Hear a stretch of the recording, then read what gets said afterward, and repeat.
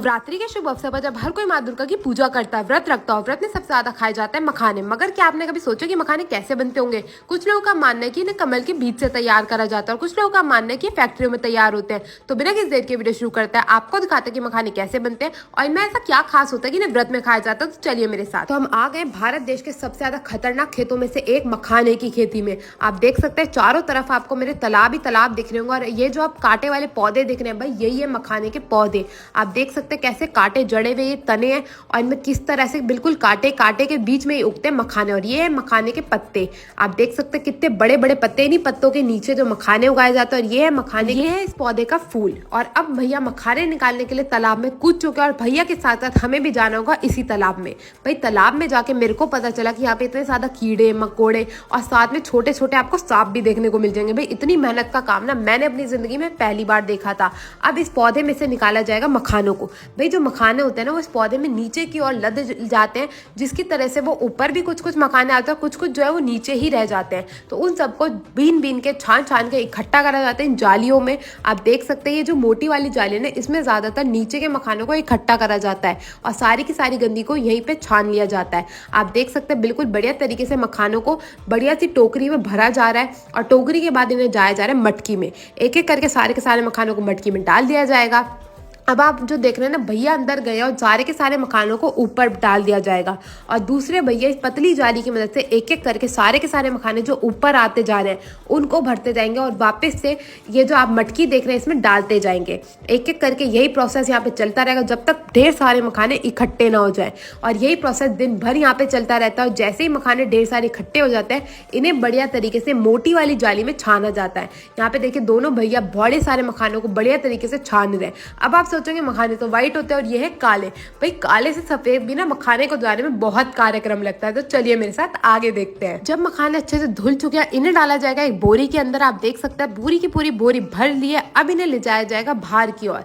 अब आप सोचेंगे बाहर कहाँ पे? भाई तालाब के बिल्कुल नजदीक ही। यहाँ पे आप जो देख रहे हैं ना मिट्टी और ये जो घास लगी हुई है इसी के ऊपर, ये हाँ ब्लू प्लास्टिक के ऊपर ही सारे के सारे मखानों को डाल दिया जाएगा। आप देख सकते हैं बिल्कुल बोरी भर के मखाने यहाँ पे तैयार किए जा रहे हैं। अब आप सोचोगे इनकी गंदगी कैसे साफ करी जाएगी? भाई यहाँ पे ना गंदगी निकालने के लिए कोई मशीन नहीं होती और ना ही कोई और चीज होती है, तो इसका कार्यक्रम होता है पैरों से। अब आप सोचेंगे भैया पैरों से मखानों को अगर ये साफ करते हैं तो ये चीज पवित्र कैसे हुई?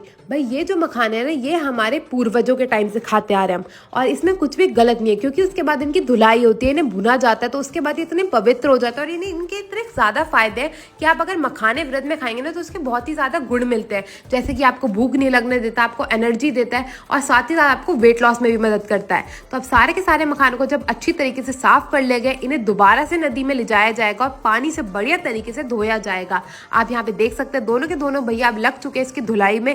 एक एक करके हाथ से सारी की सारी मिट्टी को बाहर निकाला जाएगा और बढ़िया तरीके से इन्हें धो के तैयार कर लिया जाएगा।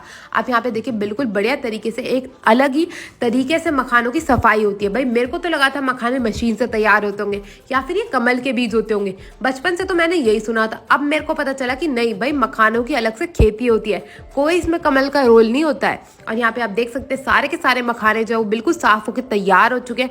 अब इन्हें सुखाया जाएगा धूप में। तो सुखाने के लिए सारे के सारे मखानों को डाल दिया गया है और अब इन्हें कम से कम 5 से 6 दिन की धूप दी जाती है, तब जाके सूख के तैयार होते हैं। अब आप सोच रहे होंगे सूखने के बाद ये सफेद कैसे होते होंगे? तो सफेद होने के लिए तो भैया इन्हें भूनना पड़ता है। अब जैसे ही ये सूख के तैयार हो जाएंगे इन्हें बोरियों में भर के ले जाया जाएगा दूसरी ओर। तो चलते हैं हम भी दूसरी ओर।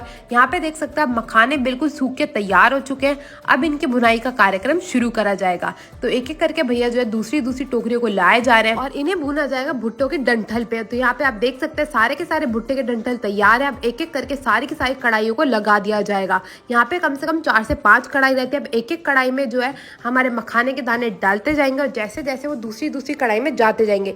सबसे पहली जो आप कढ़ाई देख रहे हैं ना इसकी आंच सबसे कम रहती है। ऐसे करते करते सबसे ज्यादा आंच तक की कढ़ाई में एक एक करके मखानों को डाला जाएगा। अब आप सोचोगे भैया क्या करेंगे, भाई भैया जो है ना, इन्हें जो मखाने बिल्कुल गर्मा गर्म भून के तैयार होंगे उन्हें लेंगे और इनकी होगी कुटाई। तो यहाँ पे आप देख सकते हैं धीरे धीरे करके भैया थोड़े थोड़े मखाने लेते जा रहे हैं। आप इनके हाथों की हालत देखो, क्योंकि इनको बिल्कुल गर्म मखाने हाथों से ही उठा के डालने होते हैं, इसलिए जो इनके हाथ है ना वो बिल्कुल जल जाता है। आप देख सकते हैं इनके हाथों की हालत, कितनी मेहनत लगती है आप तक मखाने पहुंचाने में।